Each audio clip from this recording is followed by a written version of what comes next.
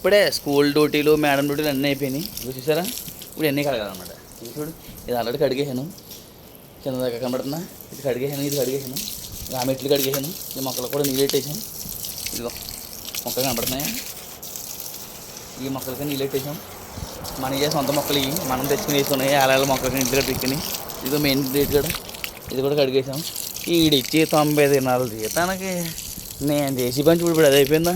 ఇప్పుడు ఎన్ని కార్లు కడగాల్సి ఉండదు సార్. అమ్మ పైపు పోకుండా అసలు అది ఊడి తెంగిందా చూడు.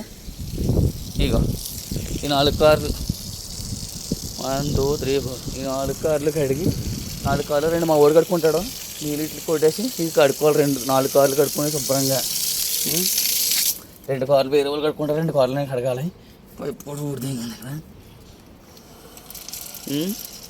ఎన్ని కష్టాలు పడుతుంటే ఈ 90 దినాలు చేతానికి చచ్చిపోదాం చలికి. వాళ్ళు చలికి ఎలా ఉంది తెలుసా, వడలు చిచ్చి దవడలు ఉనికేస్తున్నాయి మామ.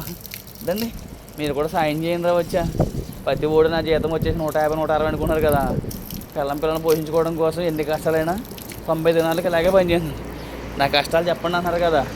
యూట్యూబ్లో ఎవడన్నా కనుక ఇంటర్వ్యూ తీసుకుంటే 2 లక్షల రూపాయలు ఇవ్వండి. చెప్తే నాది మొత్తం జీవిత చరిత్ర అంతా చెప్పేతాను. మీకన్నా వ్యూస్ వస్తాయి. నాకు 2 లక్షలు ఇచ్చారేమో, మీకు 10 లక్షలు వస్తారు బాబా. చెప్తున్నాను కదా, ఎంత కష్టపడుతున్నాను అలా చేస్తున్నామని తెలుస్తుంది. కానీ ఈ చలికి ఇప్పుడు దాకా పొద్దున్నేమో స్కూల్ డ్యూటీ అయిపోయింది, మేడం డ్యూటీ అయిపోయింది, ఇక బెడ్ని కడుగుతుంది, కాళ్ళు కడగలు పని అయిపోయింది అనుకుంటున్నామండి. ఇప్పుడు మరి దివాణికి వెళ్ళాలి, ఆ దువాణలోకి వెళ్ళి చేయాలి. తగులుతుంది నా ఉసిరి ఎవడో తగలడో మొత్తం అందరూ తగులుతుంది.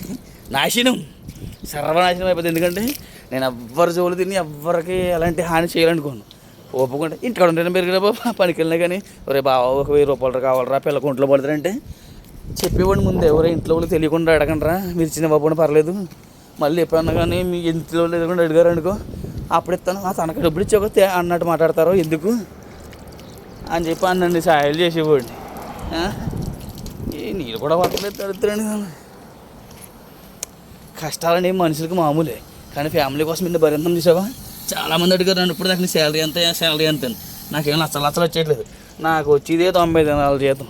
ఆ 90 దినాల్లోనే ఎవరికన్నా ఒంట్లో బాగాలేదని ఫేస్బుక్లో అట్లా పెడుతున్నారు కదా, అలాగే ఇన్స్టాలో కూడా పంపుతున్నారు ఫలానా వాళ్ళకి ఇవ్వని. ఆ నెంబర్ ఫోన్పే చేస్తున్నాను, నా స్తోమత తగ్గట్టే చేస్తున్నాను. మరి అంతమేం చేయాలంటే నా వల్ల అవుతుంది. ఓకేనా, మీకు కూడా ఎవరికైనా ఒంట్లో బాగోపోతే కనుక పెట్టండి. నా స్తోమతకు తగ్గట్టే